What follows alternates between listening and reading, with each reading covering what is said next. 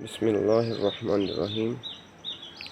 السلام علیکم ورحمۃ اللہ وبرکاتہ۔ اللہ کے حبیب صلی اللہ تعالیٰ علیہ وسلم نے ارشاد فرمایا،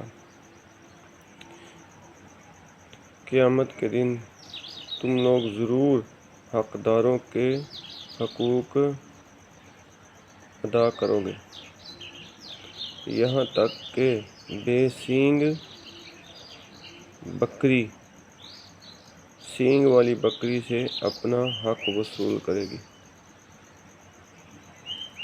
اس حدیث پاک میں بتایا گیا ہے کہ قیامت کا دن بڑا ہی ہولناک اور ایسا دن ہے جس دن ہر ایک کو انصاف ملے گا۔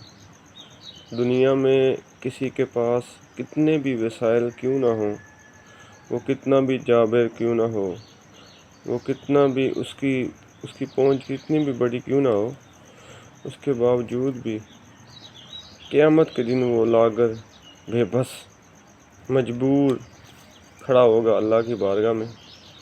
اس دن اس کو جواب ضرور دینا ہوگا، وہ اللہ کی بارگاہ میں ضرور جواب دے ہوگا۔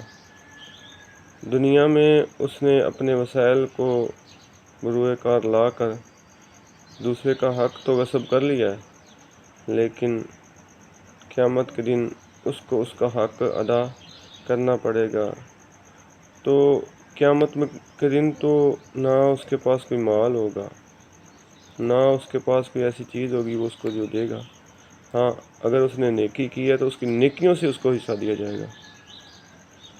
پتہ نہیں انسان کی کون سی نیکی اس کی قبول ہوتی ہے یا نہیں ہوتی، کون سی نیکی ایسی ہے جو اللہ کی بارگاہ میں قبول ہو جائے۔ تو لہذا ہمیں ان چیزوں کا خیال کرنا چاہیے۔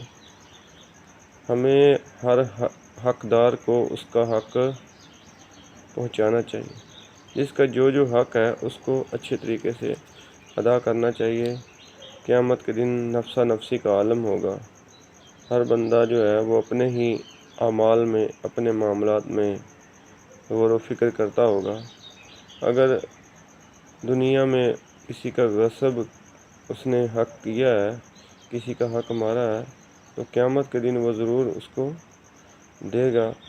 اللہ کی بارگاہ میں ہم نے سب نے حاضر ہونا ہے، لہذا ہمیں اپنے معاملات کو درست کرنا چاہیے، لوگوں کے حق نہیں دبانے چاہیے، بلکہ جس کا جو حق ہے اس کو لازمی دیں۔ حدیث پاک میں مثال دی گئی ہے کہ اگر بے سینگ جو بکری ہے وہ بھی سینگ والی سے کل قیامت کے دن حساب لے گی، تو یہ دنیا کی جو حرص و لالچ ہے یہ ختم نہیں ہوگی۔ جتنا بھی انسان کما لے، کتنا بھی مال اکٹھا کر لے، آخر کھانا تو 2 وقت کا اس نے کھانا ہی ہے، 2 وقت کا کھانا ہی اس نے کھانا ہے، اس سے زیادہ تو وہ کچھ نہیں کر سکتا۔ لیکن قیامت کے دن کے لیے وہ اپنے لیے، آخرت کے لیے بہت بڑی ایسی چیز کو جمع کر لیتا ہے جس کی سزا بہت زیادہ ہے۔